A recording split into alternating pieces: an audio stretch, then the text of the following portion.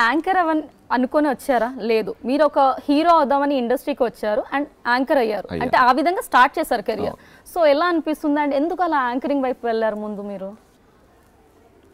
అంటే ఇప్పుడు యాక్టర్ అవ్వాలి అని అంటే మన ఇండస్ట్రీలో, మన ఇండియన్ ఫిల్మ్ హిస్టరీలో చాలా కష్టం అండి. ఓకే, కోట్లలో ఉన్నారు జనాలు. And the most fascinated job is film industry or acting. Okay, you can earn money, fame వస్తుంది తొందరలో, ఓవర్ నైట్ కదా. వేరే ఏ జాబ్ చేసినా ఇప్పుడు సాఫ్ట్వేర్లో హై పొజిషన్ వెళ్ళినా ఆ కంపెనీలో లేకపోతే వాళ్ళ చుట్టాల్లో తెలుస్తుంది ఈయన గొప్ప వ్యక్తి అని. కానీ బయటికి 10 మంది తెలియాలి, మన పని 10 మంది మాట్లాడాలి అంటే ఇండస్ట్రీ. ఒక కెమెరామ్యాన్ కావచ్చు, ఒక డైరెక్టర్ కావచ్చు, కష్టపడి సొంతంగా పేరు సంపాదించుకుంటే తొందరలో 10 మందికి తెలుస్తారు. So this is the most fascinated job I wanted to be. కానీ యాక్టర్ అవ్వడానికి ఎంతోమంది ట్రై చేస్తున్నారు, మనకి ఎందుకు వస్తుంది? సో దానికి వెళ్ళే రూట్ ఒక 10 రూట్లు ఉన్నాయి. నువ్వు స్వతహాగా డబ్బులు పెట్టు, హీరో అవ్వు, అదొకటి. లేకపోతే ఫ్యామిలీలో ఎవరైనా ఉన్నారా పెద్ద హీరో ప్రొడ్యూసర్, అలారా అవ్వు. నాకు 2 లేవు, డబ్బు లేదు, ఫ్యామిలీ బ్యాక్గ్రౌండ్ లేదు, ఎవరు అంటే తెలిసిన వాళ్ళు ఎవరు లేదు. ఇక్కడికి వెళ్ళి అక్కడికి వెళ్ళి గడి ఎట్లా పోతే అక్కడికి రీచ్ అవుతాం? తిరుపతి కొండెక్కాల స్వామి గారిని చూడాలి, మెట్లెక్కి పోతావా, బస్సుల ఘాట్ రోడ్ ఎక్కిపోతావా, ఇన్ని రాష్ట్రాలు ఉన్నాయి, ఏది ఎంచుకుంటావు? సరే, అలా ఇలా పోయి యాంకరింగ్ అనే దారి దొరికింది, అదే పట్టుకొని వెళ్ళు, దొరుకుతుందేమో, కనీసం ఇండస్ట్రీలో కాలు అయితే పెడతావు. సో మీరు అనుకున్నారు ఏదో విధంగా నా జర్నీ స్టార్ట్ చేయాలి, ఇండస్ట్రీ వైపు వెళ్ళాలి, హీరో అవ్వాలి అనుకున్నారు. సో ఆ ఇనీషియల్ స్టేజెస్లో మా టీవీ అయినా మీకు దారి చూపించింది? నాది ఓపెనింగే మా టీవీ. సో అది అంటే అందులో మీకు ఎలా అవకాశం వచ్చిందండి? నాగార్జున గారు, ఇది అందరికీ తెలుసండి ఈ స్టోరీ. నాగార్జున గారి దగ్గరికి వెళ్ళడం, నేను కొరియోగ్రాఫర్ అవుదాం అనుకున్నా, ఐ వాజ్ వెరీ కీన్, మంచి కొరియోగ్రాఫర్ అవ్వాలి, ఎందుకంటే చిన్నప్పటి నుంచి డాన్స్ ఉండే. సో ఆ విధంగా నేను నాగార్జున గారిని కలవడం జరిగింది. నాగార్జున గారిని కలిసినప్పుడు ఆయన అడిగాడు, ఏం చేయాలనుకుంటున్నావు అంటే, నేను 2వ సెకండ్ ఆలోచన హీరో అవుతాను సార్ అన్న. అదేంటి కొరియోగ్రాఫర్ అవుతావు అనుకుంటే నువ్వు హీరో? లేదు సార్, నాకు యాక్టింగ్ అంటే బాగా, ఫస్ట్ యాక్టింగ్ అంటే నువ్వు యాంకరింగ్ తెలుసుకో, ఇండస్ట్రీ గురించి తెలుసుకో అని చెప్పి అక్కడ నుంచి గైడ్ చేశారు. ఓకే, సో రీసెంట్గా ఫిలింలో నటించారు కదా, ఫస్ట్ టైం హీరోలా, ఇది నా ప్రేమ కథ కాదు, మా ప్రేమ కథ. సో ఆ ఫిలింలో ఎక్స్పీరియన్స్ ఎలా ఉందండి? వండర్ఫుల్ ఎక్స్పీరియన్స్ అండి. అంటే చిన్నప్పుడు డ్రీమ్ అది, ఒక హీరోలాగా నన్ను నేను స్క్రీన్ మీద చూసుకోవాలా, ఒక యాక్షన్ సీన్లో నన్ను నేను చూసుకోవాలా, ఒక హీరోయిన్ని ప్రపోజ్ చేసే సీన్లో నేను చూసుకోవాలి. సో ఈ డ్రీమ్ ఆ పాయింట్ వచ్చేసరికి ఐ కుడెంట్ ఎంజాయ్ అండి, ఎందుకంటే అందరు కొత్త వాళ్ళతో చేశా.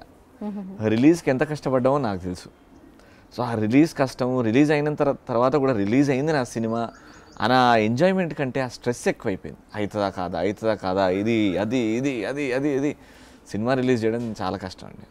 So I couldn't enjoy. దాని తర్వాత సినిమా పర్లేదు, బాగుంది, రవిగాడు బాగా చేశాడు అన్నప్పుడు ఆ టెన్షన్లు అన్నీ తగ్గినాయి. ఓకే, రవిగాడు అయితే యాక్టర్గా బాగా చేశాడు, కనీసం 10 మంది అన్నారు, చాలు. సో పర్ఫార్మెన్స్ వైజ్గా యు ఆర్ సో హ్యాపీ, అంటే from the feedback you got. Whereas మీరు ఇందాక చెప్పినట్టుగా కొత్త డైరెక్టర్తో మీరు వర్క్ చేశారు, దానివల్ల ఏమైనా నష్టం కలిగిందని మీరు ఒప్పుకుంటారా? ఇట్ ఈస్ నెవర్ అ నష్టం ఇన్ ఇండస్ట్రీ అండి. ఒక స్టెప్ తీసుకున్న తర్వాత అన్నీ ఆలోచించే తీసుకుంటారు. ఇంకా అది తేడా కొట్టింది అని అంటే there so many points. Technical mistakes అవ్వచ్చు, లేకపోతే ఎగ్జిక్యూషన్ మిస్టేక్స్ అవ్వచ్చు, లేకపోతే ప్రీ ప్రొడక్షన్ మిస్టేక్ అవ్వచ్చు, పోస్ట్ చాలా ఉంటాయి. ఒక్కరిని మనం తప్పు అనలేం. It is a team work. కొత్త డైరెక్టర్కి అవకాశం ఇచ్చాను అని అంటే నేను ఆ కొత్త డైరెక్టర్ చెప్పినట్టు నేను చేయలేదేమో, నా మిస్టేక్ ఉండొచ్చేమో. So it is very wrong to blame one person, ఒక టీంలో ఒక person. It is a mixture of అందరి చేతులు కలిస్తే ఒక ప్రోడక్ట్ అవుతుంది. అండ్ ఆ కొత్త డైరెక్టర్కి అవకాశం ఎందుకు ఇచ్చామంటే హీ హ్యాడ్ దట్ విజన్. మేము ఒక ట్రయల్ షూట్ చేసాం, అందులో అద్భుతంగా చేశాడు. ఆ సీన్ చూస్తే మీరు అబ్బాయి ఇది సినిమా అసలు ఏడుకు వెళ్ళిపోతుంది అనుకుంటారు మీరు. కానీ సినిమా ఈజ్ ఆ స్టోరీని ఒక ప్యాచ్ వర్క్, ఈ లొకేషన్లో ఏదైతే షూట్ చేయాలో అవన్నీ చేస్తాం స్టోరీ పరంగా. స్టార్టింగ్ది ఎండ్లో చేస్తాం, ఎండింగ్ది ఫస్ట్ చేస్తాం. సో డైరెక్టర్కి క్లారిటీ ఉంటుంది. అప్పుడప్పుడు ఇక్కడ కొత్త డైరెక్టర్ కాబట్టి ఏడో చిన్న మిస్టేక్ అయినా తెలిసిపోద్ది. It is all experience. Yeah, I understand. So ఇందాక మీరు ప్రోడక్ట్ అన్నారు కదా, మీ ప్రోడక్ట్ మళ్ళీ ఒక నెక్స్ట్ న్యూ ప్రోడక్ట్ ఒకవేళ వస్తే సో ఆ ప్రోడక్ట్లో ఏం కేర్ తీసుకుంటారు? ఇప్పుడు చదివిన పాఠం వల్ల, సో ఏదో సమ్ గుణపాఠమో పాఠమో చదివారు కదా, సో ఏ విధమైన స్టెప్స్ తీసుకుంటారు మీ నెక్స్ట్ ప్రోడక్ట్లో? కొన్ని నేర్చుకున్నానండి. అంటే జీవిత సత్యాలు, ఇండస్ట్రీ సత్యాలు నిజాలు అని. అది నేను చెప్పినా జనాలకు అర్థం కాదు, ఎందుకంటే ఆ టెర్మినాలజీ మనకే బాగా అర్థం అవుతుంది. ఫస్ట్ థింగ్ ఇస్ బడ్జెట్ పరంగా, దాని తర్వాత ప్రీ ప్రొడక్షన్స్లో ఎలాంటి జాగ్రత్తలు తీసుకోవాలి, దాని తర్వాత అయిపోయిన తర్వాత సెన్సార్కి ఎలా వెళ్ళాలి, ఏ విధంగా వెళ్ళాలి, దాని తర్వాత థియేటర్స్ని ఎలా తీసుకోవాలి, బ్యానర్ ఎక్కడి నుంచి తీసుకోవాలి, ఇవన్నీ ఒక ఐడియా వచ్చింది ఇప్పుడు. సో ఇప్పటి నుంచి అలాంటి జాగ్రత్తలు తీసుకుంటాం. So now that you have learned many things from your previous experience, are you going to invest in, future? Investment అంటే ఒక ప్రొడ్యూసర్ డబ్బులు మీరు ఆల్రెడీ ఈ ఫిల్మ్ కి ఇన్వెస్ట్ చేశారు కదా, కొంచెం గొప్ప. అది నేను ఇది మా ప్రేమ కథకైతే డబ్బు పెట్టలేదండి. I invest in my time talk ఎలా అంటే మీరు కూడా కొంచెం ఇన్వెస్ట్ చేశారు, లాస్ అయ్యారు. అస్సలు లేదు. మొత్తం it is Karthik's effort.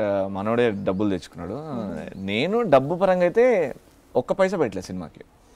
In fact డబ్బు తీసుకోలేదు ఇంకా సినిమా నుంచి. సినిమా అయిపోయింది అంటే ఇంత అని ఛార్జ్ చేశా, బట్ నేను ఇంతవరకు నాకు సినిమా నుంచి ఒక 70,000 వచ్చిందేమో. అది కూడా స్టార్టింగ్లో అన్న ఇది అడ్వాన్స్ కింద అని చెప్పి తీసుకుని, కానీ దాని తర్వాత ఒక్క పైసా నేను తీసుకోలేదు. ఎందుకంటే ఐ నో ఆ ప్రాబ్లమ్స్ ఎలాంటి ప్రాబ్లమ్స్ ఉన్నాయో. నేను తీసుకుంటే ఎంతమందికి ఇవ్వకుండా ఉండాల్సి వస్తుందో. డైరెక్టర్ కష్టపడ్డాడు, అయిందో సక్సెస్ అయిందో కాలేదో తర్వాత విషయం, బట్ మనీ అనేది చాలా ఇంపార్టెంట్ అండి. ఇప్పుడు ఒక కెమెరామెన్ ఫ్రీగా చేయడు, ఒక లైట్ మ్యాన్ ఫ్రీగా చేయడు. పాపం చాలామంది చిన్న వాళ్ళు పనిచేశారు. వాళ్ళందరికీ ఫస్ట్ ఒక ప్రోడక్ట్ బాగా వచ్చింది. ఇప్పుడు సినిమా బాగుంటే పేరు హీరో తీసుకుంటాడు, సెకండ్ డైరెక్టర్ బాగా చేసింది అనిపిస్తుంది. ఆ లైట్ మ్యాన్కి కెమెరామెన్కి తర్వాత వస్తుంది. సో లెట్స్ వాళ్ళు ఫస్ట్ హ్యాపీగా ఉంటే దాని తర్వాత ఇండస్ట్రీ బాగుంటుంది నమ్మకంతో I don't force him again. Okay, రీసెంట్గా మీ అసిస్టెంట్ ఎవరో 50,000 నొక్కేశారు, అది ఏంటండి, ఆ స్టోరీ ఏంటి అసలు? ఇప్పుడు ఇండస్ట్రీలో అంటే ఇప్పుడు అసిస్టెంట్ ఉంటాడు, డ్రైవర్ ఉంటాడండి. సో అంటే మనం నమ్మాల్సి వస్తుంది, ఇంకేం చేయలేము. అంటే మనం ఎంత బిజీ షెడ్యూల్ అంటే ఇంటి నుంచి బయలుదేరినప్పుడు నా కాస్ట్యూమ్స్, నా బ్యాగ్, నా కార్ కీస్, నా రూమ్, నా వార్డ్రోబ్ ఏదైతే ఉంటుందో ఆ కీస్ అన్నీ మన ఒక చిన్న నమ్మకంతో వెళ్తాం మనం. ఏడికి పోతాడు, పోయినా మన దగ్గర ఉంటాడు అని. మన సెక్యూరిటీ విషయంలో మన దగ్గర పనిచేసిన ఆధార్ కార్డు అవి ఇవి మనం తీసుకుంటాం, జాగ్రత్త పెట్టుకుంటాం. ఆ రోజు మా అసిస్టెంట్ రాలేదు, ఎవరైతే నాకు కంటిన్యూస్గా చేస్తాడో రాలేదు. సో లక్ష్మణ్ అనే ఒక అబ్బాయి నాకు ఇంతకు ముందు ఎప్పుడైతే మా అసిస్టెంట్ రాలేదో అప్పుడు వచ్చి పనిచేశాడు నాకు. సో ఆడ రానప్పుడు నేను వీడిని రమ్మన్నా, రారా వాడు లేడు, ఈటీవీకి షో చేస్తుండే. అయితే వెళ్ళేటప్పుడు ఏం చేస్తా, కారు పెట్రోల్ బంక్లో ఆపి డ్రైవర్కి ఇస్తానమాట, కార్డు స్వైప్ చేయరా అని. అప్పుడు కార్ ఇచ్చినప్పుడు ఇగో ఇదిరా పిన్ కోడ్ నంబరు కొట్టేయని. సో ఇప్పుడు డ్రైవర్ వెళ్ళిపోయింది, వెనకాల ఈ అసిస్టెంట్ కూర్చున్నాడు లక్ష్మణ్ అనే వ్యక్తి. చూసి ఆ పిన్ నెంబర్ నోట్ చేసుకున్నాడు. So intelligent. Pin number note చేసుకున్నాడు.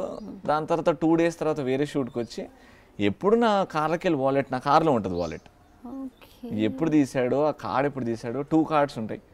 ఆ 2 cards పిన్ నెంబర్ నోట్ చేసుకొని సడన్గా ఎర్లీ మార్నింగ్ నాకు 9 o'clock మెసేజ్ వస్తుంది, ఇట్లా మీ కార్డులోకి వెళ్ళి ఇది చేశారని. నేను మా ఇంటి వాళ్ళకి ఫోన్ చేశాను, ఎవరన్నా నా కార్డు వాడుతున్నారా అని. లేదు ఎవడు వాడట్లేదు అని. కింద పరిగెట్టుకుంటూ కార్ దగ్గరికి వెళ్ళా, వాలెట్ ఉంది, వాలెట్ లేదు, డ్రైవరే తీసిండేమో అని ఖచ్చితంగా ఫిక్స్ అయ్యా.